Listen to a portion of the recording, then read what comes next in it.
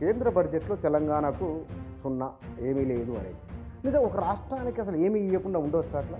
మొత్తం బడ్జెట్ స్పీచ్లో ఒక్కసారి కూడా తెలంగాణ అనేటటువంటి పదాన్ని ఉచ్చరించలేదు అంటే తెలంగాణ మీద కఠినమైన పదాలు అన్నారు. 100%. ఎందుకు కఠినమైన పదాలు అని అంటే కాంగ్రెస్ ప్రభుత్వం ఉన్నందువలన ఇవ్వలేదా, లేకపోతే కనుక ఏమిటిది రీజను? పొలిటికల్ అకామిడేషన్స్ మనం అసైడ్ చేసుకోవచ్చు. ఇక్కడ కాంగ్రెస్ లేకపోతే టీఆర్ఎస్ ఉంటుంది, రేపు బీజేపీ కూడా ఉండొచ్చు. కేంద్ర ప్రభుత్వము రాష్ట్రాలకు ఏ రూపాల్లో నిధులు పంపిణీ చేయాలి, మ్యాండేటరీ ఏమిటి? మ్యాండేటరీ అంటే ఒకటి ట్యాక్సబుల్ షేరు ఖచ్చితంగా ఇవ్వాలి. కానీ నరేంద్ర మోదీ ప్రధానమంత్రి అయిన తర్వాత అప్పులు బాగా పెరిగినాయి అన్నారు కదా. వాస్తవానికి కేంద్ర ప్రభుత్వం అసలు ఏ రూపాల్లో అప్పులు చేసింది, ఆ అప్పుల స్వరూపం ఏమిటి? సో కేంద్రం అప్పులు ఎక్కడి నుండి తీసుకొస్తుందంటే ఓపెన్ మార్కెట్ బారోయింగ్స్ అని చెప్పేసి అంటారు. సో మార్కెట్ బారోయింగ్స్ అంటే కేంద్రము ట్రెజరీ బిల్స్ని కానీ సెక్యూరిటీస్ని కానీ బయటికి ఇచ్చేసి పెద్ద నోట్ల రద్దు అనేది బహుశా ఈ ఫిజికల్ డెఫిసిట్ 4.5 రావడానికి అదో కారణం అనుకోవచ్చు. పెద్ద నోట్ల రద్దు వల్ల ఎకానమీ మొత్తం కూడా చిన్నభిన్నం అయిపోయింది.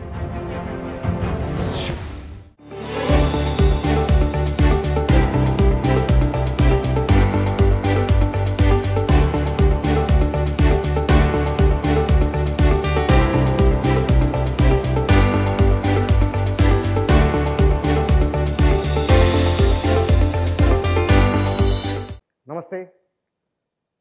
కేంద్ర ప్రభుత్వ వార్షిక బడ్జెట్, ఇందులో తెలంగాణకు కేటాయింపులు సున్నా అని, అసలు కేటాయింపులు ఎందుకు చేయలేదని ఒక రకమైన చర్చ జరుగుతున్నది. ఆంధ్రప్రదేశ్ కూడా 1-2 అంశాలు మినహా ఇంకా వారికి రావాల్సినంత రాలేదు అని. ఇంతకు కేంద్ర ప్రభుత్వము రాష్ట్రాలకు ఏ ప్రాతిపదికన నిధులు కేటాయిస్తుంది, పన్నుల వాటాలో భాగాన్ని పంచుతుంది, రాష్ట్రాలు ఏ రూపంలో కేంద్రానికి నిధులు సమకూరుస్తాయి, ఇంతకు ఎఫ్ఆర్బిఎం అంటే ఏమిటి, ఇట్లా చాలా విషయాలు మనకు నిత్య జీవితంలో వింటూ ఉంటాం, కానీ వాటికి లోతైన అర్థాలు తెలియదు మనకు. ప్రభుత్వం రాజకీయ పార్టీలు ఇచ్చే సమాధానాలు, వేసే ప్రశ్నలు ఒక రకంగా అవి కొన్నిసార్లు గందరగోళాన్ని, కొన్నిసార్లు కొంత విషయాన్ని విశదీకరించినట్టుగా కనబడతాయి మనకు, కానీ వాటి వెనుకే ఉందో మనకు అర్థం కాదు. మరి నిజంగానే కేంద్ర బడ్జెట్లో ఏ రాష్ట్రానికి ₹1 కూడా ఇవ్వకుండా ఉండొచ్చునా? అట్లా చట్టంలో ఉందా? లేకపోతే దీన్ని వీళ్ళు ప్రశ్నించవచ్చా? ప్రశ్నిస్తే ఎట్లా?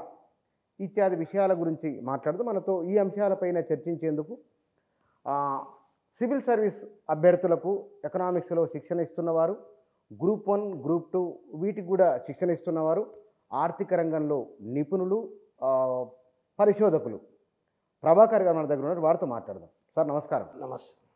మీరు కూడా పేపర్లో, టీవీలో చూసే ఉంటారు సార్, కేంద్ర బడ్జెట్లో తెలంగాణకు సున్నా ఏమీ లేదు అనేది. నిజం. ఒక రాష్ట్రానికి అసలు ఏమీ ఇవ్వకుండా ఉండవచ్చు అట్లా? అంటే టెక్నికల్గా రాజ్యాంగపరంగా రావాల్సినటువంటి నిధులు తప్ప కేంద్ర ప్రభుత్వం తన డిస్క్రిషనరీతో ఇచ్చేటటువంటి నిధులు కానీ, రాష్ట్ర ప్రభుత్వం డిమాండ్ చేసినటువంటి ఏ ఒక్క అంశాన్ని కన్సిడర్ చేసినట్టుగా కానీ ఈ బడ్జెట్లో కనిపించలేదు. కాబట్టి సో కేంద్ర ప్రభుత్వం నుండి మనకు సున్నా నిధులు వచ్చినాయి అనేటటువంటి ప్రచారం జరుగుతూ ఉన్నది. వాస్తవంగా కూడా కేంద్ర ప్రభుత్వం తెలంగాణ అనేటటువంటి పదాన్నే మొత్తం బడ్జెట్ స్పీచ్లో ఆల్మోస్ట్ 1 hour 20 minutesకి పైగా ఉన్నటువంటి స్పీచ్లో ఒక్కసారి కూడా తెలంగాణ అనేటటువంటి పదాన్ని ఉచ్చరించలేదు అంటే తెలంగాణ మీద వివక్ష కాదు, ఇది ఒక కుట్రపూరితమైనటువంటి, ఒక దేశపూరితమైనటువంటి భావోద్వేగాలను రెచ్చగొట్టేటటువంటి ఒక వికృత చర్య అని చెప్పేసి నేను అంట. కఠినమైన పదాలు అన్నారు. 100%. ఎందుకు కఠినమైన పదాలు అని అంటే ఈరోజు Telangana one of the highest revenue resource ఇచ్చినటువంటి స్టేటు దేశంలో. అంటే ఉన్నటువంటి 4-5 పెద్ద రాష్ట్రాలలో తెలంగాణ స్టేట్ ఆ ప్లేస్లో ఉన్నది. హైయెస్ట్ రెవెన్యూ కలెక్షన్ ఉంటుంది, హైయెస్ట్ జిఎస్టీ కలెక్షన్ ఉంటుంది. ఇక్కడ మా దగ్గర నువ్వు ఇన్కమ్ ట్యాక్స్ తీసుకుంటావు, కార్పొరేట్ ట్యాక్స్ తీసుకుంటావు, జిఎస్టీ తీసుకుంటావు, సెస్ తీసుకుంటావు, సర్ఛార్జ్ తీసుకుంటావు, 8 ఎంపీ సీట్లు తీసుకుంటావు. చివరికి బడ్జెట్లో నీకేమి ఇచ్చినావు అని అంటే అడగంది అమ్మాయినా పెట్టదు అని అంటారు కదా. తెలంగాణ ప్రజలు కొన్ని వందల విషయాలలో కేంద్రాన్ని డిమాండ్ చేసిరు, మీరు కూడా తెలంగాణకు న్యాయం చేస్తామని చెప్పారు. కానీ ఓవరాల్గా ఈ బడ్జెట్ మాత్రం నేను చెప్పినటువంటి అన్ని పదాలకు ఈక్వలెంట్ అని చెప్పొచ్చు. తెలంగాణకు నిర్దాక్షిణ్యంగా అన్యాయం జరిగింది. కానీ ఇక్కడ కాంగ్రెస్ ప్రభుత్వం ఉన్నందువలన ఇవ్వలేదా, లేకపోతే కనుక ఏమిటిది రీజను? కేసీఆర్ ఉన్నప్పుడు మాట వినట్లేదు అని చెప్పి అట్లా ఏదో చర్చ జరిగింది అప్పుడు, ఇప్పుడేమో ఇట్లా ఏమిటి అసలు? అంటే పొలిటికల్ అకామిడేషన్స్ మనం అసైడ్ చేసుకోవచ్చు. ఇక్కడ కాంగ్రెస్ లేకపోతే టీఆర్ఎస్ ఉంటుంది, రేపు బీజేపీ కూడా ఉండొచ్చు. అవును. ఎందుకు 8 మంది ఎంపీలు ఉన్నారు కదా. ఇప్పుడున్నటువంటి 243 ఎంపీలలో 8 ఎంపీలు అనేది one of the biggest numbers. పెద్ద నెంబర్, ఈ సంకీర్ణ యుగంలో పెద్ద నెంబర్, చాలా పెద్ద నంబర్ కదా. మరి తెలంగాణ ప్రజలు బీజేపీని నమ్మి 8 సీట్లు ఇచ్చారు కదా. ఇక్కడ కాంగ్రెస్కు ఎంత ఆదరణ ఇచ్చారు అసెంబ్లీ దాంట్లో, బీజేపీకి అంతకంటే పెద్ద ఆదరణ మీకు చూపించారు కదా. మోడీ వచ్చేసి ర్యాలీ చేసిండు, అమిత్ షా వచ్చేసి ర్యాలీ చేసిరు, నిర్మలా సీతారామన్ తెలుగు రాష్ట్రాలకు సంబంధించినటువంటి వ్యక్తి. ఇన్ని అంశాలు ఉన్నప్పటికీ తెలంగాణను కంప్లీట్గా ఇగ్నోర్ చేసిరు అనేది ఈ పర్టికులర్ బడ్జెట్లో అయితే స్పష్టంగా చెప్పొచ్చు. సో ఈ పర్టికులర్ బడ్జెటే కాకుండా గత 10 years నుండి కూడా తెలంగాణ రాష్ట్రం కొన్ని వందల అంశాలను కేంద్రాన్ని కోరుతా ఉన్నది. ఏ ఒక్క రోజు కూడా దీని మీద సీరియస్గా ఒక డిబేటబుల్ ఇష్యూకి తీసుకుపోయినటువంటి పరిస్థితి లేదు. నిన్న మీరు నిర్మలా సీతారామన్ గారు ప్రెస్ మీట్లో, పోస్ట్ బడ్జెట్ ప్రెస్ మీట్ అంటారు, దాంట్లో ఏపీకి సంబంధించినటువంటి క్యాపిటల్ సిటీ మీద ఒక ప్రశ్న వేసిరు. సరే, ఆమె తలతిక సమాధానాలు చెప్తూ ఏ స్పష్టత ఇవ్వకుండా ఒక మాట చెప్పింది, ఆంధ్రప్రదేశ్కి ఒక క్యాపిటల్ ఉండాలి కదా, దాన్ని నిర్మించి ఇవ్వాల్సినటువంటి బాధ్యత సెంట్రల్ గవర్నమెంట్ మీద ఉంది అని చెప్పేసి ఒక మాట చెప్పింది. కానీ తెలంగాణ విషయంలో ఏ ఒక్క అంశం మీద కూడా కేంద్ర ప్రభుత్వం ఒక, అంటే తెలంగాణ రాష్ట్రం కూడా ఇండియాలో ఒక భాగం కదా, వికసిత్ భారత్ సాధించాలి అంటే తెలంగాణ కూడా కావాలి. అట్లా ఏ ఒక్క అంశం మీద కూడా కేంద్ర ప్రభుత్వము ఒక స్పష్టత ఇచ్చినట్టు కానీ, లేదా దాన్ని ఓన్ చేసుకున్నట్టు కానీ, వీళ్ళు కూడా మాకు ప్రజలే అన్నట్టుగా కానీ ఎక్కడ కూడా నాకైతే కనిపించలేదు. కానీ ఇక్కడ ఒక్క తెలంగాణ పేరే దేశంలో అన్ని రాష్ట్రాల పేరు ప్రస్తావించి, ఎక్సెప్ట్ తెలంగాణనా, లేకపోతే చాలా రాష్ట్రాల పేర్లు మిస్ అయిపోయినాయి? అంటే చాలా రాష్ట్రాల పేర్లు కూడా మిస్ అయినాయి. బట్ స్పెసిఫికల్గా మనం తెలంగాణ పర్స్పెక్టివ్లో చూసుకుంటే నంబర్ ఎంపీ ఉంది కాబట్టి ఇక్కడ నాకేమొచ్చింది అని చెప్పేసి కనుక నేను చూసుకుంటే, ఇప్పుడు తమిళనాడులో నువ్వు ప్రస్తావించలేదంటే నేను ఆదరించలేదు ఆడ. అవును, ఓకే, నిన్ను ఇడిచిపెట్టిరు అక్కడ. కేరళ అనుకుందాం, కేరళ అనుకుందాం, అక్కడ కూడా నేను ఇడిచిపెట్టిరు. కానీ తెలంగాణ నిన్ను ఆదరించింది కదా. రేపు భవిష్యత్తులో నేను అధికారంలోకి వస్తా అని చెప్పేసి నువ్వు ఆ కలలు కంటున్నావు కదా. మరి కలలు కనాలి అని అంటే దానికి సంబంధించినటువంటిది నేను నీకు భరోసా ఇస్తాను చెప్పాలి కదా. ఎక్కడ చెప్పినావు నువ్వు? ఎక్కడ కూడా అసలు కనీసం తెలంగాణను కేర్ చేసినట్టుగా కూడా ఎక్కడ లేదు. అంటే ఎందుకు అన్నట్లు ఒకసారి అంటే నరేంద్ర మోదీ తెలంగాణ రాష్ట్రం ఏర్పడినప్పుడు ఆయన పోలిక కూడా తల్లి చనిపోయింది పిల్ల బతికిందని ఒక మాట అన్నారు, చీకటి అని అన్నారు, తెలుగు ప్రజలను విడగొట్టిన. అంటే ఇది వారికి ఎవరైనా రాంగ్ ఫీడ్బ్యాక్ ఇచ్చిందా ఏందన్నట్లు? ఇది రాంగ్ ఫీడ్బ్యాక్ అని ఏం కాదు. అంటే బీజేపీకి కొంత రెచ్చగొట్టేటటువంటి ధోరణి ఉండొచ్చు. రెండవది, వాళ్ళు చేయాల్సినటువంటి బాధ్యతల నుండి తప్పించుకోవాలి అనేటటువంటి ఇంకొక ధోరణి ఉండొచ్చు, లేదా మభ్యపెట్టాలి అనేటటువంటి ఇంకొక ధోరణి కూడా ఉండొచ్చు.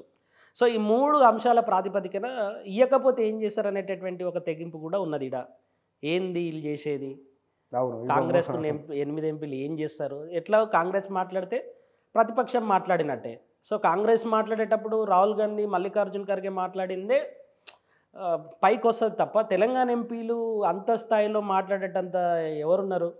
ఒక తెగింపు కూడా కావచ్చు, ఏం మాట్లాడతారులే చూసుకుందాం. రెండవది, వీళ్ళు ఏమైనా మాట్లాడితే ఎగబడి మాట్లాడడానికి 8 మంది ఎంపీలు మాకు సాలు.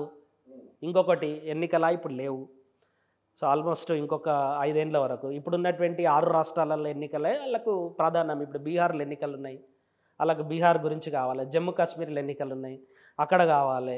సో ఎక్కడెక్కడైతే ఎన్నికలు ఉన్నాయో అవి మాత్రమే ప్రధాన అస్త్రాలుగా. ఒక్క బీహార్లో రహదారులు నిర్మించడానికి 26,000 కోట్ల రూపాయలను కేటాయించారు. ఓన్లీ నేషనల్ హైవేస్కి 20,000 కోట్ల రూపాయలను కేటాయించారు వాళ్ళకు. అంటే ఎంత డిస్క్రిమినేషన్ ఉంది చూడండి మీరు. అంటే నెక్స్ట్ అక్కడ ఎలక్షన్స్ ఉన్నాయి కాబట్టి వాళ్ళు ఆ కార్డ్స్ ఆడుతూ ఉంటారు అన్నట్టు. అది అంటే ఈ పర్టికులర్ అంశాల ప్రాతిపదికనే వాళ్ళు ఇవ్వలేకపోవచ్చు. రెండవది, మన స్టేట్ నుండి నెగోషియేటింగ్ పవర్, అంటే మనం సాధించుకోవాల్సినటువంటి హక్కులు కానీ డిమాండ్లు కానీ ఏ రకంగా సాధించుకోవాలి అనేటటువంటి అంశంలో ఇటు రాష్ట్ర ప్రభుత్వానికి కానీ అటు ప్రతిపక్షాలకు కానీ ఎక్కడ కూడా ఒక స్పష్టమైనటువంటి విధానపరమైనటువంటి కార్యాచరణ లేకపోవడం. ఇప్పుడు కాంగ్రెస్ పార్టీ మొత్తం కూడా ఎమ్మెల్యేలను చేర్చుకునేటటువంటి పనిలో ఉన్నది. కేంద్రంలో పార్లమెంట్లో ఏమైనా ఉంటే అది మన డ్యూటీ కాదు. రాహుల్ గాంధీ, మల్లికార్జున్ ఖర్గే, కేసీ వేణుగోపాల్ వాళ్ళది పెద్దోళ్ళు, వాళ్ళు చూసుకుంటారు. బీజేపీ ఏమో వీళ్ళు పిటిషనర్లే తప్ప డిమాండ్ చేసేటటువంటి పర్సన్స్ కాదు. టీఆర్ఎస్కి అయితే, బీఆర్ఎస్కి ఏంటంటే ఇవ్వకపోతే మనం కొట్లాడొచ్చు, మనం లేకపోతే ఇట్లా జరిగిందని చెప్పేసి బదనాం చేయడానికి ఒక అద్భుతమైనటువంటి సిచ్యువేషన్ వస్తుంది. అవును. కాబట్టి ముగ్గురు గేమ్లు ఆడుతురు. అందులో గుండు సున్నా తోటి తెలంగాణ ఆగమైపోతుంది. కానీ ఇక్కడ అంటే గడిచిన 10 సంవత్సరాలు కూడా ఇదే పరిస్థితి ఉన్నది తెలంగాణకు. వాస్తవానికి 10 వార్షిక బడ్జెట్లు, ఇది బహుశా 11వ వార్షిక బడ్జెట్ బీజేపీది. ఈ 11 వార్షిక బడ్జెట్లలో 48 లక్షల కోట్లకు వచ్చింది. అవును. దీంట్లో మనకు మొత్తం 11 నెలలు తెలంగాణకి ఎంత వచ్చింది కేంద్రం నుంచి? అంటే 48 లక్షల కోట్లలో ట్యాక్సబుల్ ఇన్కమ్ ఏదైతే ఉంటుందో, ఆ ట్యాక్సబుల్ ఇన్కమ్లో యాజ్ పర్ కాన్స్టిట్యూషన్ ఏదైతే ఉందో, as per constitution finance commission recommend చేసినటువంటి నిధులు, ట్యాక్సబుల్ డివల్యూషన్ అంటారు దాన్ని, దాంట్లో మనకు ఒక 26,000 కోట్ల రూపాయలు ఈ సంవత్సరం వస్తాయి. సో ప్రతి సంవత్సరం కూడా అది గ్యారంటీగా ఇవ్వాలి. ఓకే. అది ఇవ్వకుండా తప్పించుకోవడానికి లేదు. ఒకవేళ తప్పించుకున్నట్టయితే నిన్న కేరళ రీసెంట్గా సుప్రీంకోర్టుకు పోయింది, మా నిధులు విడుదల చేయమంటే చేస్తలేరు అని చెప్పేసి. కేంద్రం కూడా ఏం చెప్పిందంటే రాష్ట్రాలతోటి కేంద్రం ఘర్షణ పడద్దు, రాష్ట్రం కేంద్రంతో ఘర్షణ పడద్దు, చూచి చూడనట్టుగా వాళ్ళు అడిగిన దాంట్లో కొంత అయినా మీరు చేయాలి అనేటటువంటిది చెప్పింది తప్ప కోర్ట్స్ కూడా ఎగ్జిక్యూటివ్లో కానీ లెజిస్లేచర్లో కానీ కంప్లీట్గా ఇంటర్ఫియర్ అయ్యి చెప్పేది ఏముండదు. కోర్ట్స్ కూడా కేంద్రం ఏం చెప్తుంది, మాకు ఈ అవసరాలు ఉన్నాయి, మరి నువ్వు తెస్తావా చెప్పు. ఇప్పుడు నువ్వు అవసరాలు తీర్చమని చెప్తున్నావు, మా అవసరాలు తీర్చడానికి నువ్వు ఏమైనా మార్గాలు చూపిస్తావు అంటే కోర్టు చేయలేదు. అది తెలంగాణకు కూడా ట్యాక్సబుల్ షేర్ ఏదైతుందో అది మాత్రమే వస్తుంది. ఇప్పుడు ఫైనాన్స్ కమిషన్కి సంబంధించినటువంటి కేంద్రం ఎంత టెక్నికల్గా వ్యవహరిస్తుంది అని అంటే, మనం జిఎస్టీ ద్వారా నష్టపోయేటటువంటి దాంట్లలో కంపెన్సేటరీ నిధులు ఇవ్వాలి. ఈ కంపెన్సేటరీ నిధులకు డబ్బులు వసూలు చేస్తుంది కేంద్రం. సెస్ రూపంలో, సర్ఛార్జ్ రూపంలో, అడిషనల్ లేవీ రూపంలో వసూలు చేసేసి ఆ పైసలన్నీ కేంద్రం వాడుకొని రాష్ట్రాలకు ఇవ్వాల్సినటువంటి కంపెన్సేషన్ను మాత్రం నేను లోన్ రూపంలో ఇస్తా, 50 ఏళ్ళు మీకు టైం ఇస్తా, అప్పుడు తీర్చండి అని అంటే, అది ఇప్పుడు ఏం తీర్చకండి కానీ నేను లోనే ఇస్తా. ఎందుకు అట్లా లోన్ ఇవ్వడం ఏమిటి? ఇవ్వాల్సినంతగా ఇవ్వచ్చు కదా, అట్లా ఆ జిమ్మికి ఏమిటి? జిమ్మిక్ అనేది ఏం లేదు. కేంద్రానికి కూడా పాపులిస్టిక్ బడ్జెట్ కావాలి, సెన్సేషనల్ పథకాలు ప్రవేశపెట్టాలి, వాళ్ళు కూడా ఎలక్షన్ అనేటటువంటి గేమ్లో గెలవాలి. సో కొన్ని అంశాలు చెప్పాలి, అంటే బయటికి ఏపేటటువంటి అంశాలు చాలా పాపులిస్టిక్గా ఉంటాయి, లోపల మాత్రం ఇట్లాంటి టెక్నికల్ అంశాలు చాలా ఉంటాయి అన్నట్టు. సో కేంద్రం నుండి రాష్ట్రానికి రావాల్సినటువంటి దాంట్లలో ఒకటి ట్యాక్సబుల్ షేరు నువ్వు తప్పించుకోలేవు. రెండు ఏంటి అని అంటే, మనకు జిఎస్టీ కౌన్సిల్ వచ్చింది. జిఎస్టీ కౌన్సిల్లో మనకు స్టేట్ షేరు ఇమ్మీడియట్గా మనం వసూలు చేసుకుంటాం, దాంట్లో కేంద్రం ఇచ్చేది ఏముండదు. కానీ కేంద్ర ప్రభుత్వం గ్రాంట్స్ ఇవ్వాలి. గ్రాంట్ అంటే డొనేషన్ లాంటిది. ఒకసారి నువ్వు గ్రాంట్ ఇస్తే మళ్ళీ తిరిగి చెల్లించాల్సినటువంటి అవసరం లేదు. ఈ గ్రాంట్స్ ఇచ్చేటటువంటి విషయంలో కేంద్రము ఎన్నికల స్టంట్గా మాత్రమే ఈ గ్రాంట్స్ని చూస్తుంది. తర్వాత పంచాయతీలకు కానీ మున్సిపాలిటీలకి కానీ గ్రాంట్స్ ఇస్తుంది, ఏది ఫినాన్స్ కమిషన్ రికమెండేషన్ ద్వారా, అది కూడా కేంద్రం ఇవ్వట్లేదు. తర్వాత వసూలు చేసినటువంటి సెస్లో కానీ, సర్ఛార్జ్లో కానీ, అడిషనల్ లేవీలో కానీ రాష్ట్రాలకు కొంత వాటా ఇవ్వాలి అని అంటే ఇది రాజ్యాంగంలో లేదు కదా అని అంటుంది. ఇది మొత్తం కూడా కేంద్రమే తీసుకుంటుంది. తర్వాత రకరకాల చట్టాలలో హామీ ఇచ్చినటువంటి అంశాలు ఏవైతే ఉంటాయో, ఇప్పుడు రకరకాల చట్టాలలో అంటే 10 ఏళ్ళు దాటిన తర్వాత కొన్ని చేయాల్సినటువంటి అంశాలు ఉన్నాయి విభజన చట్టంలో. ఈరోజు 10 ఏళ్ళు దాటింది కదా, ఇది 11వ సంవత్సరం కదా, మనకు ఒక ఎయిమ్స్ ఇవ్వాలి. అన్ని సౌత్ ఇండియన్ స్టేట్స్లలో ఎయిమ్స్ ఉన్నది, ఒక తెలంగాణలో తప్ప. దాన్ని ఊసే లేదు. ఎందుకు 10 ఏళ్ళలో వాళ్ళు దాన్ని కదిలించలేక ఎప్పుడు కదిలించలేదు, వాళ్ళు ఇయ్యరు. రెండవది, మొన్న గిరిజన యూనివర్సిటీ ఏర్పాటు చేస్తామని చెప్పేసి రీసెంట్గా చట్టం చేసిరు. గిరిజన యూనివర్సిటీ ఎట్లా ఏర్పాటు అవుతుంది? గాలిలో మేడలు కట్టలేం కదా, ఖచ్చితంగా నిధులు కావాలి. నిధులు లేవు. నువ్వు ఇంక్లూజివ్ గ్రోత్ అంటావు, వికసిత్ భారత్ అంటావు, సామాజిక న్యాయం అంటావు. సామాజిక న్యాయంలో తెలంగాణ గిరిజనులు ఉండరా? సామాజిక న్యాయంలో తెలంగాణ ప్రజలు ఉండరా? తెలంగాణ అన్ఎంప్లాయీస్ ఉండరా? ఒక్క స్కిల్ యూనివర్సిటీ నువ్వు ఇక్కడ ఇవ్వవు.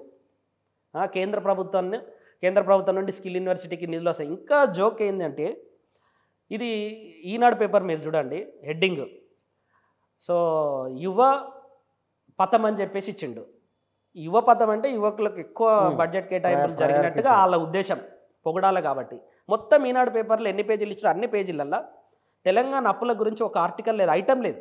మీరు చూడండి ఇవాళ ఆ తెలంగాణ అప్పుల గురించి కానీ, కేంద్రం ఎన్ని అప్పులు చేస్తుంది, ఫిజికల్ డెఫిసిట్ ఎంత అనేటటువంటి అంశంలో ఐటమ్ లేదు. ఈరోజు అన్ని సంవత్సరాలు కేంద్రం ఇగో ఇన్ని అప్పులు, ఇంత ఫిజికల్ డెఫిసిట్, ఇంత ద్రవ్యలోటు అని చెప్పేసి ఈనాడు పేపర్లో కూడా చెప్పేటోళ్ళు. ఇవాళ లేదు, మీరు చూడండి. ఎందుకు అట్లా? ఇయర్ చూపెట్టారు, మీకు ఏం చూపెట్టాలో అదే చూపిస్తాం మేము. ఓహో, అదొకటి ఉంది మళ్ళీ కిటుకు. మేము చూపించిందే వార్త. కానీ ఇక్కడ ఈసారి నరేంద్ర మోదీ చేసిన అప్పులు, దీనికంటే ముందు ఒకటి, కేంద్ర ప్రభుత్వము రాష్ట్రాలకు ఏ రూపాల్లో నిధులు పంపిణీ చేయాలి, మ్యాండేటరీ ఏమిటి? మ్యాండేటరీ అంటే ఒకటి ట్యాక్సబుల్ షేర్ ఖచ్చితంగా ఇవ్వాలి, ఒకటి తప్పించుకోవడానికి లేదు, అది రాజ్యాంగపరమైనటువంటి హక్కు. రెండు, గ్రాంట్స్ ఇవ్వాలి కేంద్రం. గ్రాంట్స్ ఎట్లా ఇవ్వాలి? ఫినాన్స్ కమిషన్ కొన్ని రికమెండేషన్స్ చెప్తుంది. ఇవి ఇప్పుడు పంచాయతీలకు గ్రాంట్స్ కానీ, హెల్త్ గ్రాంట్స్ కానీ, రూరల్ ఇండియాకి గ్రాంట్స్ కానీ. నిన్న పోలవరం ఎందుకు పూర్తి చేస్తామని చెప్పి నిర్మలా సీతారామన్ గారు ఆహార భద్రతను పెంపొందించడానికి పోలవరాన్ని పూర్తి చేస్తామని ఒక స్టేట్మెంట్ ఇచ్చింది ఆమె. ఇక్కడ కూడా కేంద్రము గ్రాంట్స్ ఇచ్చేటటువంటి సమయంలో తెలంగాణను రిఫరెన్స్గా తీసుకొని ఇచ్చేటటువంటి గ్రాంట్స్ ఉంటాయి. సో ఈ గ్రాంట్స్ ఇవ్వాలి. మూడవది జిఎస్టీ కంపెన్సేషన్ ఇవ్వాలి. నాలుగవది వెనుకబడిన ప్రాంతాల అభివృద్ధి కోసము నిన్న రాయలసీమకు ఎట్లయితే నిధులు ఇచ్చిరో తెలంగాణలో ఉన్నటువంటి వెనుకబడినటువంటి ప్రాంతాలకి కూడా నిధులు ఇవ్వాలి. 10 ఏళ్ల నుండి బాకీ ఉన్నారు వాళ్ళు. రెండవది ఈ జిఎస్టీ, ఐజిఎస్టీ అని ఉంటుంది. ఈ ఐజిఎస్టీ కేంద్రం వసూలు చేసుకొని రాష్ట్రాలకు పంచాలి. ఇప్పుడు ఇంటిగ్రేటెడ్ జిఎస్టీ అని అంటారు. అంటే ఒక రాష్ట్రంలో తయారైనటువంటి వస్తువు ఇంకొక రాష్ట్రంలో అమ్ముడైనప్పుడు దాని మీద జిఎస్టీ వేయకుండా ఐజిఎస్టీ వేస్తారు. అది కేంద్రం వసూలు చేసుకొని రాష్ట్రాలకు పంచాలి. తనది తీసుకొని రాష్ట్రాలకు పంచాలి. పంచేటటువంటి క్రమంలో ఈ నెలలో వచ్చినటువంటి జిఎస్టీని 9 నెలలకు పంచుతుంది. ఈ వడ్డీలో కూడా కట్టుకోవాలి. ఈరోజు నా పైసలు వస్తే నేను వడ్డీలు కట్టుకుంటా, అప్పులు కట్టుకుంటా కదా, అది కట్టవు. తర్వాత కొన్ని రాష్ట్రాలకు రెవెన్యూ డెఫిసిట్ ఉన్నటువంటి రాష్ట్రాలకు కేంద్ర ప్రభుత్వం గ్రాంట్ ఇవ్వాలి. తర్వాత కేంద్ర ప్రభుత్వానికి సంబంధించినటువంటి ఇన్స్టిట్యూషన్స్ ఏవైతే ఉంటాయో వాటికి కూడా కేంద్ర ప్రభుత్వం డబ్బులు కేటాయించాలి. ఇవన్నీ కూడా రాష్ట్రానికి రావాల్సినటువంటి ఖచ్చితమైనటువంటి నిధులు. సో కేంద్రము ఏదైతే ఎస్టిమేట్ చేసుకుంటే, ఇప్పుడు రాష్ట్ర ప్రభుత్వం లాస్ట్ 4 years నుండి చూసుకుంటే 46,000 కోట్ల రూపాయలు కేంద్రం నుండి మనకు గ్రాంట్స్ రూపంలో వస్తాయని చెప్పేసి మనం బడ్జెట్లో రాసుకుంటాం. చివరికి ఎంత వస్తుంది అని అంటే 8,000 కోట్లు, 9,000 కోట్లు వస్తుంది. 46,000 కోట్లు ఎక్కడ, 8,000 కోట్లు ఎక్కడ? ఇట్లా ప్రతి సంవత్సరం ఇదే జరుగుతుంది. మనం 2.9 లక్షల కోట్ల రూపాయలు తెలంగాణ బడ్జెట్ అని పెట్టుకుంటాం. లాస్ట్ టైం ఇంటీరియం బడ్జెట్లో 2.7 lakh crores పెట్టుకున్నాం మనం. ఎందుకు 20 లక్షల కోట్లు తగ్గించిరు అని అంటే కేంద్రం ఇచ్చేది మనం ఎక్కువ ఎస్టిమేట్ చేసుకుంటున్నాము, అంత అవసరం లేదు, మనకి ఎంత ఇస్తుందో గదే ఎస్టిమేట్ చేసుకుందామని చెప్పేసి అనుకున్నాం. ఈసారి అయితే 0, అట్లా కూడా ఎస్టిమేట్ చేసుకోనికే లేదు. ఏమున్నా రాష్ట్రం తన సొంత పన్నుల ద్వారా సంపాదించుకోవాల్సింది తప్ప కేంద్రం మీద ఆధారపడడానికి లేదు. అంటే స్టేట్ ఓన్ ట్యాక్సెస్ అంటారు, ఎస్ఓటి అని చెప్పేసి అంటారు. ఈ ఎస్ఓటిలో రాష్ట్రానికి వచ్చేటటువంటి హయ్యెస్ట్ ఆదాయం ఏంటి అని అంటే వ్యాట్, వాల్యూ యాడెడ్ ట్యాక్స్. ఈ వాల్యూ యాడెడ్ ట్యాక్స్ కూడా అన్నిటి మీద వేయడానికి లేదు జిఎస్టీ వచ్చిన తర్వాత. ఓన్లీ మనుషులు తాగేటటువంటి ఆల్కహాల్ మీద, హ్యూమన్ కన్జంప్షన్ చేసేటటువంటి ఆల్కహాల్ మీద, పెట్రోల్ డీజిల్ మీద మాత్రమే వేస్తారు. తర్వాత టర్బైన్ ఇంజన్ అవన్నీ కూడా మనం అమ్మం. సో వీటి మీద మాత్రమే వ్యాట్ వేస్తారు. తర్వాత రాష్ట్రానికి బాగా డబ్బులు వచ్చేటటువంటి అంశం ఏంటి అని అంటే ఇప్పుడు ఎక్సైజ్ డ్యూటీ, మద్యం మీద వేసేటటువంటి excise duty. Third thing stamp duty. ఈ 3 అంశాల ప్రాతిపదికన ఎక్కువ డబ్బులు వస్తాయి. ఈరోజు కేంద్రము రాష్ట్రాల యొక్క పన్నులు, ఇవి సొంత పన్నులు, మిగతా ఏవైతే ఇండైరెక్ట్ ట్యాక్సెస్ ఉండేనో, ఇప్పుడు ఎలక్ట్రిసిటీ ఛార్జ్ అనేది కూడా రాష్ట్రానికి వచ్చేటటువంటి సొంత ఆదాయం. ఈ 4 మేజర్ పార్ట్స్ అన్నట్టు. ఇంకా మిగతా చిన్న చిన్న ఆక్ట్రాయ్ ట్యాక్స్ కానీ, ప్రాపర్టీ ట్యాక్స్ అని, ఇవన్నీ కూడా చాలా చిన్న చిన్నవి. Highest VAT, stamp duty, excise duty and ఎలక్ట్రిసిటీకి సంబంధించినటువంటి లేవీస్. ఈ 4 నుండి హైయెస్ట్ ఆదాయం వస్తుంది. రాష్ట్రం ఏమంటుందనంటే పెట్రోల్ను కూడా మనం జిఎస్టీలో కలిపేద్దాం అంటది. పెట్రోల్ ఛార్జ్ ఎందుకు పెరుగుతుంది అనేది ఇప్పుడు డిమాండ్స్ వస్తున్నాయి కదా. పెట్రోల్ ఛార్జ్ పెరగడానికి ప్రధానమైనటువంటి కారణం సెంట్రల్ ఎక్సైజ్ డ్యూటీ వేస్తుంది, రాష్ట్రం వ్యాట్ వేస్తుంది. ఒక్కొక్క రాష్ట్రంలో వ్యాట్ ఒక్కొక్క రకంగా ఉంటుంది కాబట్టి ఒక్కొక్క రాష్ట్రంలో ఒక్కొక్క రకమైనటువంటి ప్రైస్ ఉంటుంది. మీరు ఒప్పుకుంటే చెప్పండి, మనం పెట్రోల్ ఇంట్లో కలిపేద్దాం, సో పెట్రోల్ ప్రైస్ తగ్గుతుంది అంటది. నేను సెంట్రల్ ఎక్సైజ్ డ్యూటీ తగ్గిస్తాను చెప్పదు. ఇంట్లో కలిపేద్దాం. ఇంట్లో కలిపేస్తే ఏం చేయాలి? రాష్ట్రాలు అడుక్కోవాలి. ఎందుకంటే రాష్ట్రాలకు ఉన్నటువంటి ఏకైక హైయెస్ట్ ఆదాయం వ్యాటు. తర్వాత స్టేట్ ఓన్ ట్యాక్స్లలో తెలంగాణ కొంత ముందు వరుసలో ఉంది కాబట్టే బతుకుతున్నాం. ఇప్పుడు మన పరిస్థితి కూడా వేరే రాష్ట్రాల లాగా కనుక, ఆంధ్రప్రదేశ్ లాగా కనుక ఉంటే మనం నిజంగా కూడా మనుగడ సాధించలేనటువంటి పరిస్థితి. మనకున్నటువంటి జియోగ్రాఫికల్ లొకేషన్కి. తర్వాత స్టాంపు డ్యూటీలలో కూడా కేంద్రం ఏమంటుందంటే నిన్న మహిళల పేరు మీద కనుక ప్రాపర్టీ రిజిస్ట్రేషన్ చేస్తే మేము తగ్గిస్తామని అంటది. స్టాంప్ డ్యూటీ వేయాల్సింది ఎవరు? రాష్ట్రం. స్టాంప్ డ్యూటీ వసూలు చేసుకోవాల్సింది ఎవరు? రాష్ట్రం. నీ డామినేషన్ ఏంది? నీ సలహాలు ఏంది ఇక్కడ? అంటే మేము మహిళల కోసం ఏదో చేయబోతున్నామో రాష్ట్రాలు ఒప్పుకుంటలేవు అని చెప్పేసి బదనాం చేసేటటువంటి ఇంకొక ప్రతిపాదన. తర్వాత ల్యాండ్కు సంబంధించినటువంటి డిజిటైజేషన్ ఇవన్నీ కూడా నేను చేస్తా అని చెప్పేసి. ల్యాండ్ కూడా నీ సబ్జెక్ట్ కాదు. నీ సబ్జెక్ట్ ఏందో దాంట్లో నువ్వేం చేయగలుగుతావు అది చెయ్యి. ఇలా జిఎస్టీలో కూడా జిఎస్టీ కౌన్సిల్ మీటింగ్ అవుతుంది. జిఎస్టీ కౌన్సిల్ మీటింగ్లో కూడా రాష్ట్రాలకి కూడా కొంత మెజారిటీ ఉంటుంది అన్నట్టు. మొత్తం 3/4 మెజారిటీలో 2/3 మెజారిటీ రాష్ట్రాలకు వెయిటేజ్ ఉంటుంది. 2/3 వెయిటేజ్ అంటే ఏంది? 18-19 రాష్ట్రాలలో బీజేపీ అధికారంలో ఉంది. వాళ్ళు ఫినాన్స్ మినిస్టర్ ఏం చెప్తే దానికి ఆయ్ అంటున్నారు. సో రాష్ట్రాల యొక్క హక్కులు కూడా సరైనటువంటి స్థాయిలో డిస్కస్ చేయబడతలేవు జిఎస్టీ కౌన్సిల్లో కూడా. సో ఇవాళ రాష్ట్రం ఎక్కడి నుండి డబ్బులు తీసుకోవాలి అని అంటే సింపుల్, మీ అందరికి తెలిసినట్టు భూములు అమ్మాలి, మద్యం రేట్లు పెంచాలి, కొత్త కొత్త బ్రాండ్లు తీసుకురావాలి, ఇసుక అమ్మాలి. ఈ రకమైనటువంటి ఆలోచనలు రాష్ట్ర ప్రభుత్వాలు చేయాల్సినటువంటి పరిస్థితి అలా. కానీ నరేంద్ర మోదీ ప్రధానమంత్రి అయిన తర్వాత అప్పులు బాగా పెరిగినాయి అన్నారు కదా. వాస్తవానికి కేంద్ర ప్రభుత్వం అసలు ఏ రూపాల్లో అప్పులు చేసింది? ఆ అప్పుల స్వరూపం ఏమిటి?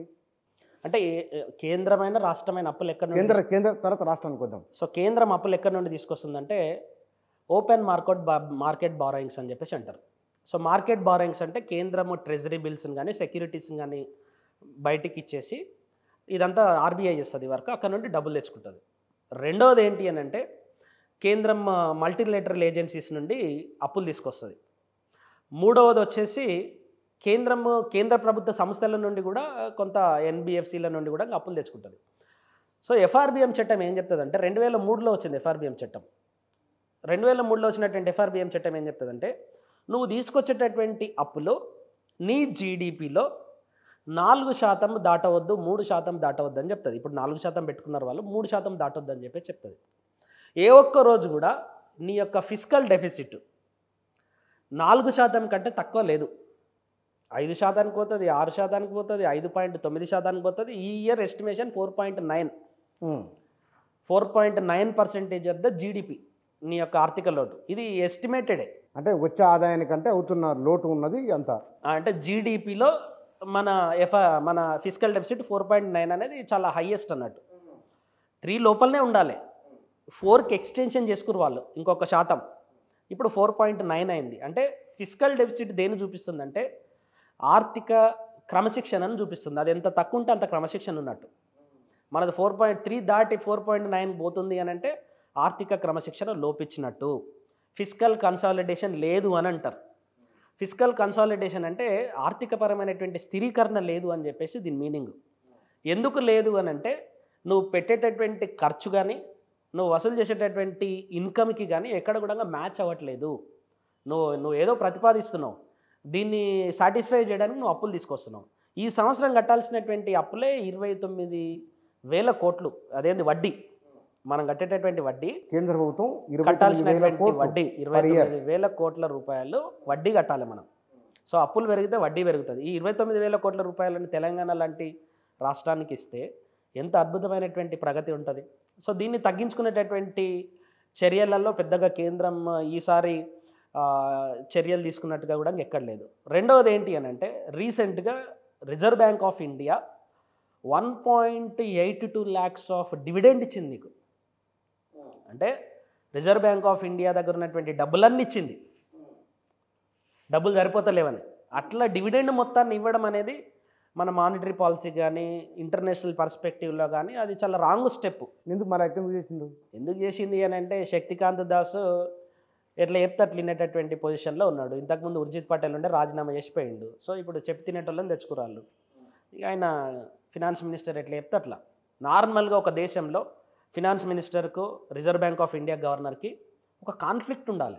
కాన్ఫ్లిక్ట్ అంటే ఇష్యూ బేస్డ్ కాన్ఫ్లిక్ట్ ఉండాలి. ఎప్పుడు కూడా reserve Bank of India government ఎట్లా చెప్తే అట్లా వినొద్దు. అది దేశ ఆర్థిక వ్యవస్థ మొత్తాన్ని కూడా చిన్నభిన్నం చేస్తుంది. సో ఇప్పుడు ఆ ఫినాన్స్ మినిస్టర్ యొక్క డైరెక్షన్లో నడిచేటటువంటి క్రమంలో భవిష్యత్తులో చాలా ఇబ్బందులు వస్తాయి.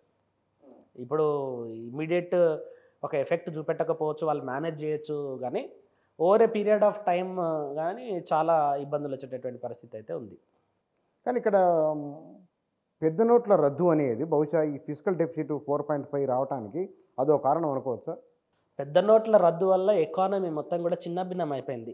ఇవాళ ఎంఎస్ఎంఈ సెక్టర్ కానీ, తర్వాత ఈ క్యాష్ అవైలబిలిటీ దాన్నే క్రెడిట్ అవైలబిలిటీ అంటారు. అంటే ఒక వ్యక్తి బిజినెస్ చేయాలంటే ఆయన క్రెడిట్ అవైలబిలిటీ ఉండాలి. ఆ క్రెడిట్ అవైలబిలిటీ విషయంలో కానీ చాలా రకాలైనటువంటి సమస్యలు వచ్చినాయి. ఈరోజు పెద్ద నోట్ల రద్దు మీద ఏదైతే ఉద్దేశంతో వాళ్ళు తెచ్చిరో ఆ ఉద్దేశం ఏం నెరవేరలే. అందరి ప్రజల దగ్గర మళ్ళీ ఇప్పుడు క్యాష్ ఫ్లో అనేది విపరీతంగా ఉన్నది. సో పెద్ద నోట్ల రద్దు అనేది ఈ ఎకానమీ కొంత చిన్న భిన్నం కావడానికి ఒక స్టెప్ వేసింది అని చెప్పేసి అనుకోవచ్చు. సో చాలా చిన్న చిన్న సంస్థలు మళ్ళీ కోలుకోలేనటువంటి పరిస్థితిలోకి వచ్చినాయి. ఎకనామిక్ సర్వే ఏమంటుంది అని అంటే, చిన్న చెట్టు ఉన్నప్పుడు దాన్ని పెంచి పోషించాలి, దానికోసం ప్రభుత్వం నిధులు ఇవ్వాలి. ఒక పెద్ద చెట్టుకు నువ్వు గాలి వచ్చినా తట్టుకుంటుంది, లేకపోతే ఏది నువ్వు ఇవ్వకున్నా తట్టుకొని నిలబడగలుగుతుంది. పెద్ద పెద్ద కంపెనీలకు నువ్వు రాయితీలు ఇవ్వాల్సినటువంటి అవసరం లేదు. చిన్న చిన్న ఎంఎస్ఎంఈ సెక్టర్ని నువ్వు కాపాడు అని చెప్పేసి ఎకనామిక్ సర్వే చెప్తుంది. సో ఆ దిశగా ఎందుకు చెప్పాల్సి వచ్చింది అని అంటే, చాలా ఎంఎస్ఎంఈ సెక్టార్స్ ఈరోజు కుంటుబడిపోయినాయి. ఎంఎస్ఎంఈ సెక్టర్ ఈ దేశంలో 45% ఆఫ్ ద ఎంప్లాయ్మెంట్ని ఇస్తుంది. సో ఆ ఎంఎస్ఎంఈ సెక్టార్ మొత్తం కుప్పకూలడంతో ఇప్పుడు ఈ నిరుద్యోగం కానీ ఇంకా రకరకాల సమస్యలన్నీ కూడా ఈరోజు మనం చూస్తూ ఉన్నాం. కానీ మోడీ వెనుకున్న థింక్ ట్యాంక్ ఎవరైతే ఉంటారు కదా, ప్రతి 100%. మరి వీళ్ళంతా ఏం అడ్వైజ్, భారతీయ ఆర్థిక వ్యవస్థ నమూనా ఏమిటి, ఈ ప్రజల అవసరాలు ఏమిటి, అది అంటే ఈ 10-11 ఎట్లా వెళ్తున్నది, ఎట్లా డ్రైవ్ చేస్తున్నారు వీళ్ళు? మరి అంటే ఇక్కడ అల్టిమేట్గా political gain is the highest motive. ఒక విజనరీషిప్లో మనం ఎకానమీని తీసుకుపోయేది ఏ పొలిటికల్ పార్టీకి కూడా ఉండదు. ఎంతసేపు కూడా మనం గెలవాలి, ఎన్నికలలో గెలిచి పవర్ను సస్టైన్ చేసుకోవాలి అని అనుకున్నప్పుడు ఈ ఎకానమిస్టులు కానీ ఆ థింక్ ట్యాంకులు కానీ ఏం చేస్తాయంటే, పొలిటీషియన్స్ ఒక స్టేట్మెంట్ ఇస్తారు, ఇగో నేను ఈ ఎన్నికలలో గెలవాలి, ఏం చేస్తే గెలుస్తా నువ్వు చెప్పు, ఏం చేస్తే ఇది బాగుపడుతుంది అనేటటువంటిది కాదు, నేను ఎట్లా మేనేజ్ చేస్తే ప్రజలకు తెలియకుండా ఉంటా, ఆ స్ట్రాటజీ ఇవ్వాలి నువ్వు. నేను ఏం చేయగలిగితే ఈ ప్రజలకి ఏమాత్రం తెలియకుండా నేను మభ్య పెట్టగలుగుతా, ఆ స్ట్రాటజీ ఇవ్వాలి నువ్వు, ఆ పాలసీ ఇవ్వాలి. కానీ దీన్ని ఒక 40 ఏళ్ళలో దీన్ని ఏం చేద్దాం అనేటటువంటి స్ట్రాటజీ అట్లా కాయిదాలలో మస్తు ఉంటాయి. ఇప్పుడు ఈ కేంద్ర ప్రభుత్వము లాస్ట్ ఇయర్ ఏం చెప్పింది, సోషల్ జస్టిస్ అనేది ఒక నినాదంగా ఉండే, ఈరోజు మా విధానంగా మారింది. మేము 2047 వరకు వికసిత్ భారత్ను సాధిస్తాం. వికసిత్ భారత్ అంటే developed nation, developed India by 2047 సాధిస్తామని చెప్పేసి ఒక బ్లూ ప్రింట్ వేసుకుంది. ఈ బ్లూ ప్రింట్కి యాక్షన్ కావాలి కదా, ఆ యాక్షన్లోనే రకరకాల కొర్రీలు, రకరకాల కన్ఫ్యూజన్స్, కొంతమందిని ఎక్స్క్లూడ్ చేయడం, తెలంగాణ లాంటి రాష్ట్రాలను ఎక్స్క్లూడ్ చేయడం. ఇప్పుడు వికసిత్ భారత్లో, సమ్మిళిత వృద్ధిలో, సస్టైనబుల్ డెవలప్మెంట్లో తెలంగాణ ఎందుకు లేదంటే దెర్ ఇస్ నో ఆన్సర్. పోనీ ఇవాళ ఇవ్వలేదు, ఈ బడ్జెట్లు ఇవ్వలేదు, మేము నెక్స్ట్ బడ్జెట్లు ఇస్తామని చెప్తామను, ఇవ్వలేదు, ఇయ్యం, do whatever you can అనేటటువంటి ధోరణిలోనే ఉంటారు వీళ్ళు. సో ఎకానమిస్టులు ఏం చేస్తున్నారు అని అంటే, ద సింపుల్ ఆన్సర్ ఏంటి అని అంటే, ఆయన ఏం చేయాలో ఆయన చెప్పాలి, వాళ్ళు చెప్పినట్టుగా వ్యవస్థ కొనసాగడం అనేది ఇంపాసిబుల్ ఫినానం ఈ రోజులలో. అయితే వాళ్ళకు అనుగుణంగా ఇప్పుడు రిజర్వ్ బ్యాంక్ ఆఫ్ ఇండియా ఎట్లా నడవాలి అనేటటువంటి దానికి అంబేద్కర్ గారు చాలా అద్భుతమైనటువంటి రూల్స్ అండ్ రెగ్యులేషన్స్ రాసిరు. ఆయన ఇట్లా నడిస్తే బాగుంటుంది అనేది ఒక స్ట్రాటజీ ఇచ్చిండు.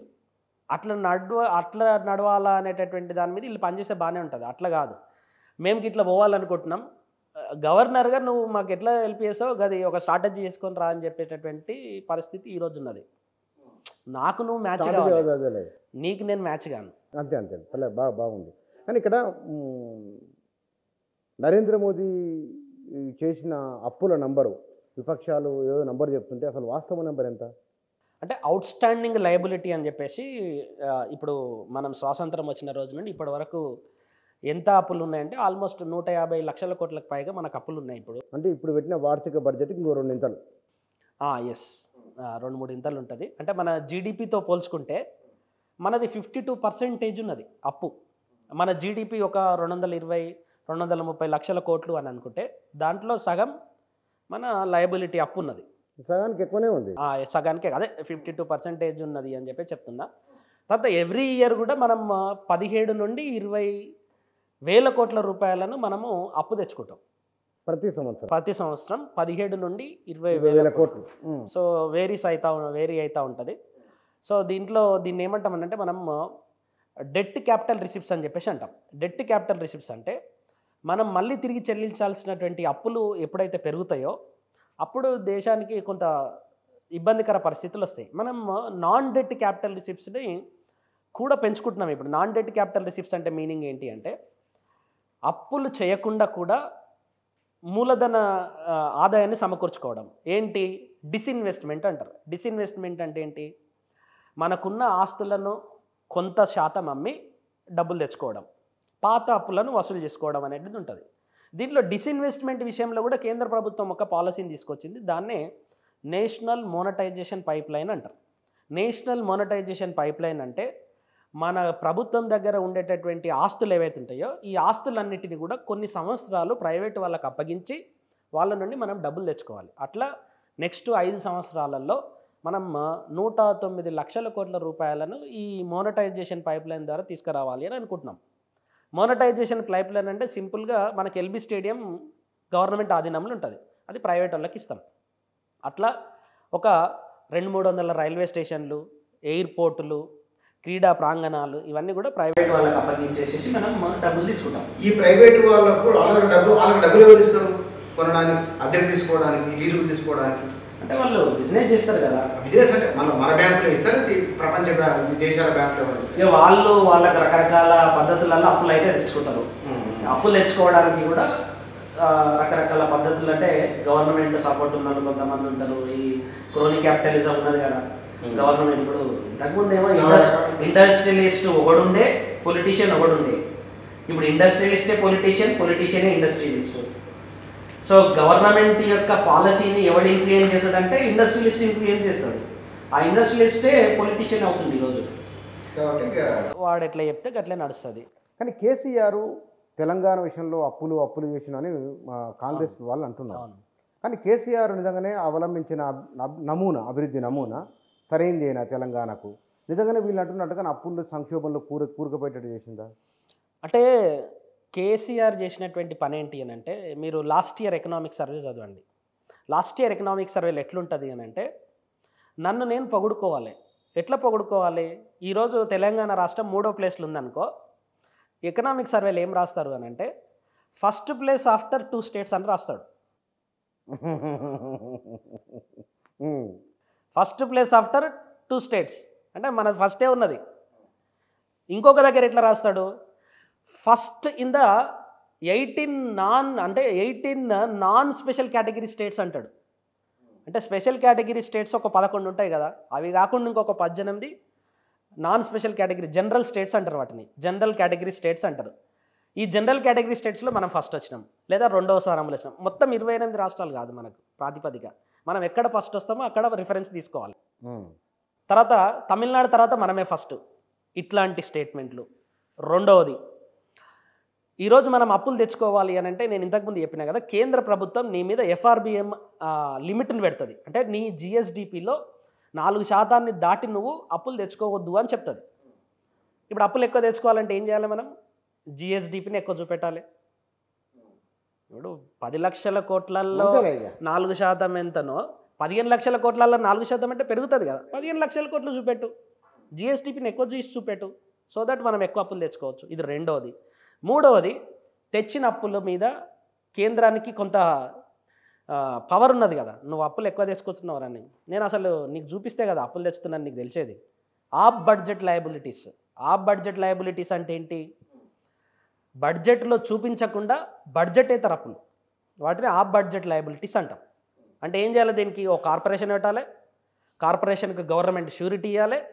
ఈ షూరిటీ ఇచ్చి గవర్నమెంట్ వీళ్ళు అప్పులు తెచ్చుకోనికే కంపెనీతోటి మాట్లాడాలి. అప్పులు ఎవరు కట్టాలి, వడ్డీలు ఎవరు కట్టాలంటే గవర్నమెంటే కడుతుంది. ఇట్లా ఆఫ్ బడ్జెట్ లయబిలిటీస్ తీసుకొచ్చిన మనం ఆల్మోస్ట్ 1,50,000 కోట్ల రూపాయలు.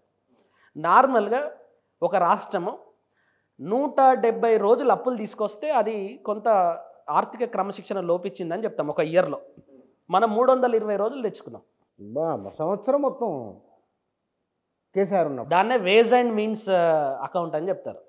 ఇప్పుడు ఎవరికైనా నచ్చకపోతే ఎకనామిక్ సర్వే తీరి, లేదా తెలంగాణ రాష్ట్రంలో వైట్ పేపర్ రిలీజ్ చేశారు కదా, అవన్నీ అధికారిక లెక్కలే కదా, అధికారిక లెక్కలు కూడా చదువుకోండి.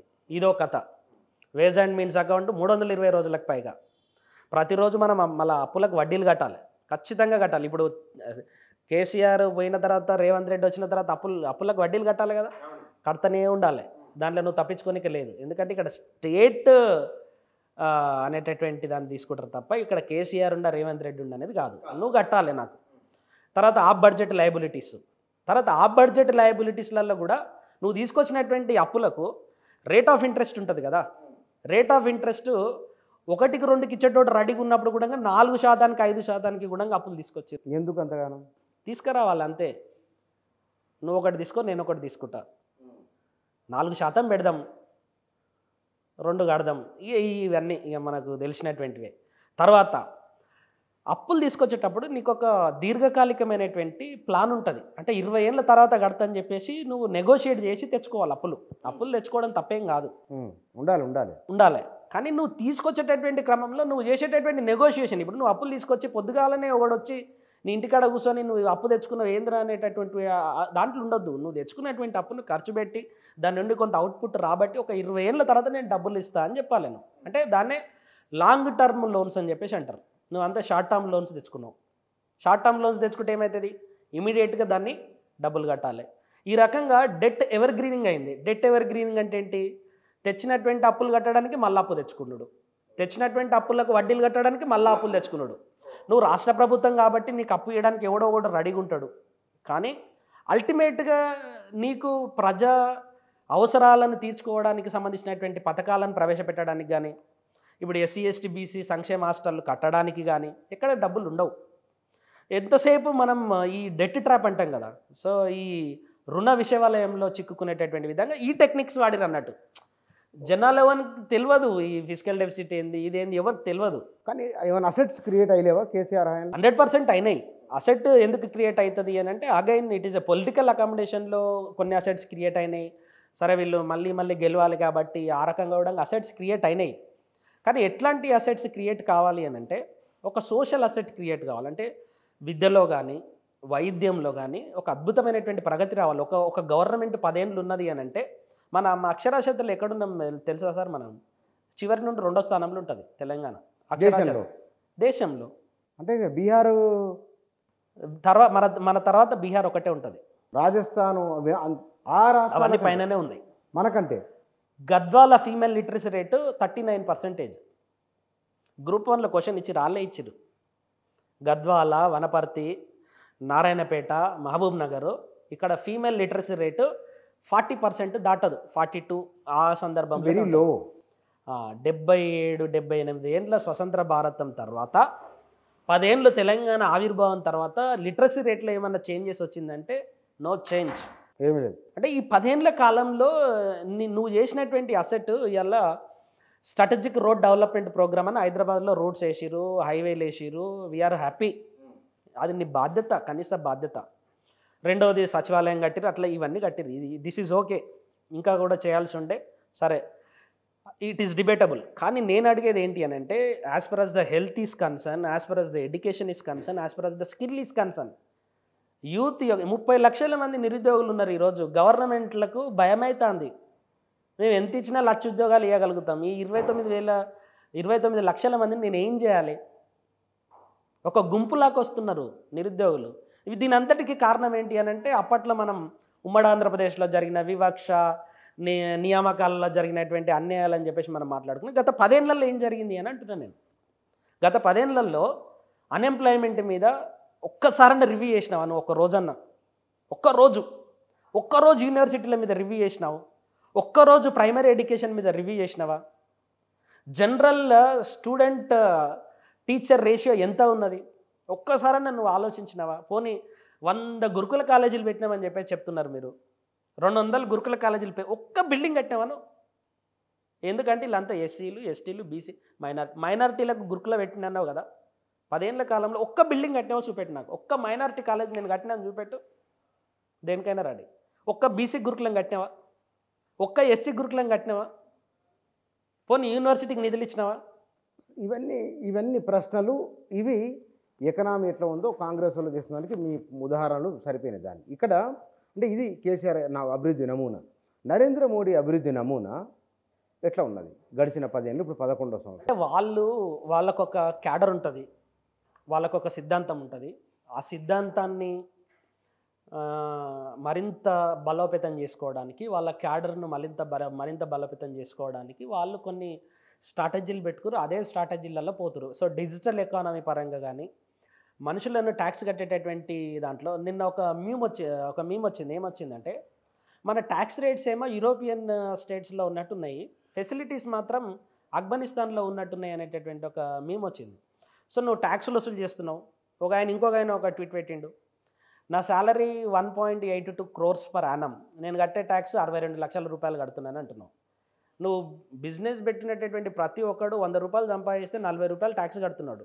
40 రూపాయలకు సంబంధించినటువంటి మౌలికమైనటువంటి సదుపాయాలు ఇవ్వాలి కదా. ఇప్పుడు నరేంద్ర మోడీ మోడల్ ఎట్లుంది అని అంటే, తెలంగాణను చూస్తే సరిపోతుంది అంటున్నా. తెలంగాణలో నువ్వు ఎక్కడెక్కడ ఏమేం చేస్తున్నావు, ఒక్క ఇన్స్టిట్యూషన్ ఇవ్వలేదు ఇప్పటికీ.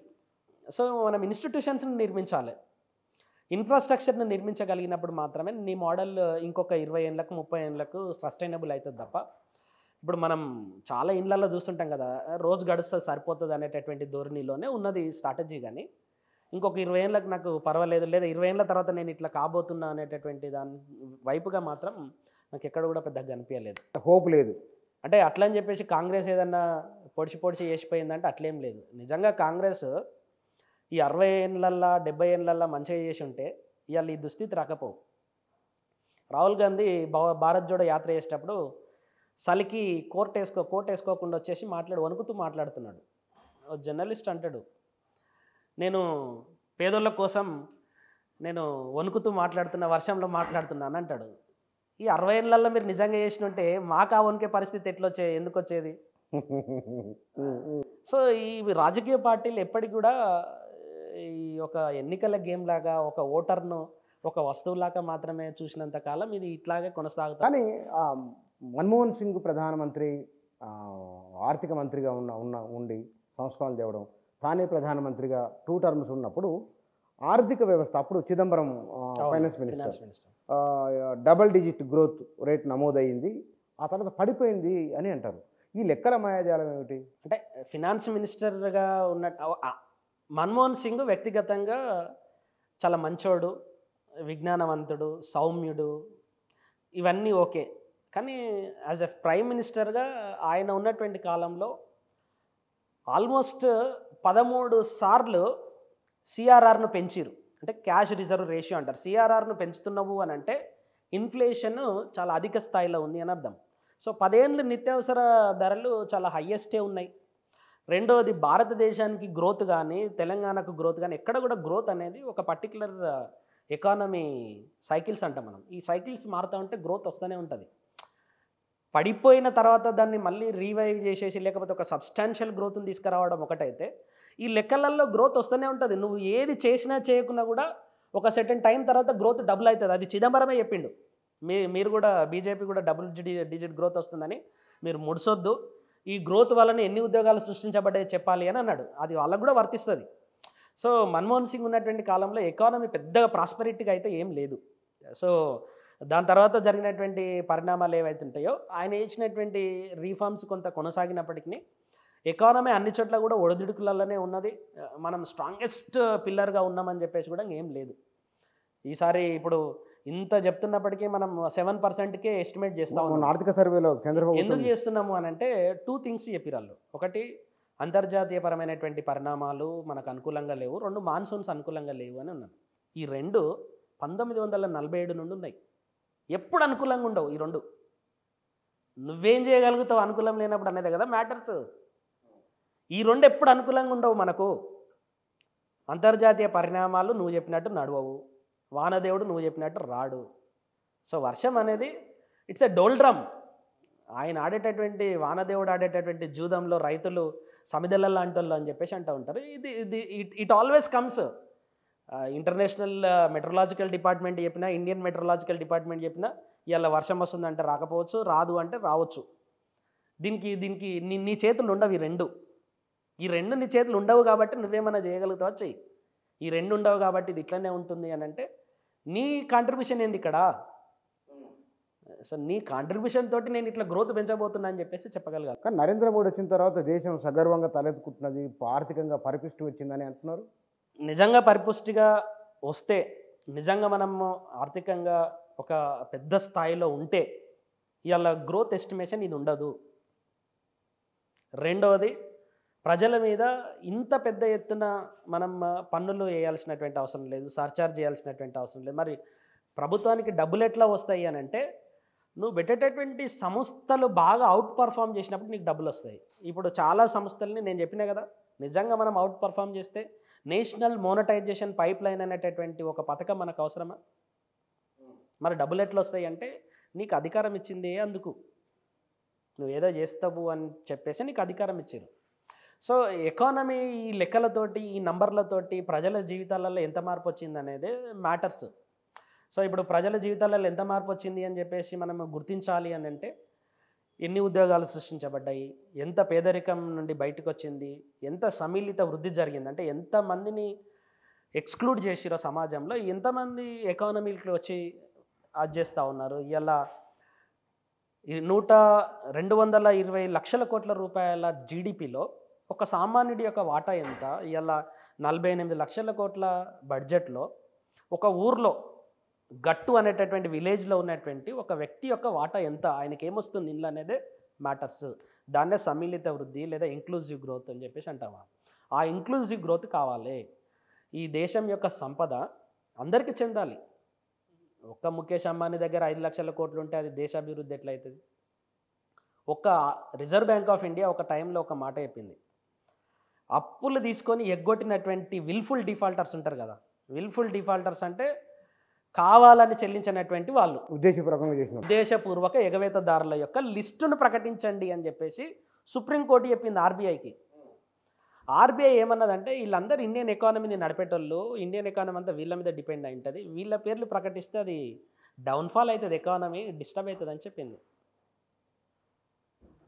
ఇవాళ ఆదాని లాంటి వాళ్ళు ఎట్లా తయారయ్యారంటే తల్లి కడుపులో బిడ్డలాగా తయారాళ్ళు. తల్లి భారతదేశం అనుకుంటే ఆదాని బిడ్డకి ఏ ఇబ్బంది కలిగినా తల్లికి కూడా ఇబ్బంది అవుతుంది. కాబట్టి బిడ్డను మనం ఇబ్బంది పెట్టొద్దు. సో బిడ్డను మనం పెంచి పోషించాల్సిందే. ఆ స్థితికి ఈ కార్పొరేట్ వ్యవస్థ వచ్చేసింది. దాన్నే క్రోనిక్ క్యాపిటలిజం, ఆశ్రిత పెట్టుబడిదారి విధానం అని చెప్పేసి అంటారు. దేశంలో ఉన్న అన్ని పోర్టులు ఇప్పుడు ఆయన చేతులు ఉన్నాయి. అట్లా ఇక చాలా ఈ కార్పొరేట్ వ్యవస్థలో ఒక సామాన్యుడికి ఎంత ఉన్నది, ఏం జరిగింది, ఏం చేయగలుగుతున్నాడు అని అంటే ఏం లేదు. ఇంతకుముందు మనం 20 రూపాయలు పెట్టి రీఛార్జ్ చేసుకునేటోళ్ళం, ఇప్పుడు 700 రూపాయలు పెట్టి రీఛార్జ్ చేసుకోవాల్సినటువంటి అభివృద్ధి వచ్చింది అంతే, అంతకుమించి ఏం లేదు. మరి బడ్జెట్కి వద్దాం. చాలా బాగుంది విశ్లేషణ. ఈ బడ్జెట్లో మళ్ళీ వీళ్ళు ఏమైనా రిక్వెస్ట్ చేస్తే సవరించే ఉన్న తెలంగాణకు ఏమైనా కేటాయింపు? No way. ఈ సంవత్సరం ఏం లేదు అంటే రెగ్యులర్గా వచ్చే పన్నుల్లో వాటా అది తప్ప. ఇప్పుడు రెగ్యులర్గా వచ్చేటటువంటి పన్నులలో వాటా కూడా 26,000 కోట్ల రూపాయలు వస్తాయని చెప్పేసి అన్నా కదా. ఆ 26,000 కోట్ల రూపాయలలో అక్కడ తగ్గితే ఇక్కడ కూడా తగ్గుతుంది. సో ఇదంతా ఒక ప్రొజెక్షన్.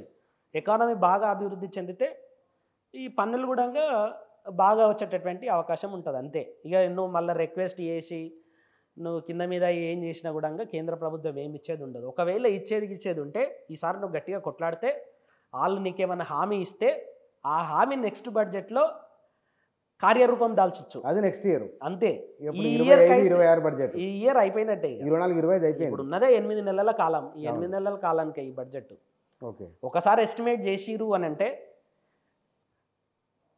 బడ్జెట్ అంటే ఏంది అని అంటే బడ్జెట్లో అంటే కేంద్ర ప్రభుత్వం ₹1 ఖర్చు పెట్టాలన్నా కూడా ఆ ₹1 ఒక బిల్లు ప్రతిపాదించి దాన్ని చట్టం చేసిన తర్వాత మాత్రమే ఖర్చు పెట్టుకునేటటువంటి వీలుంటుంది.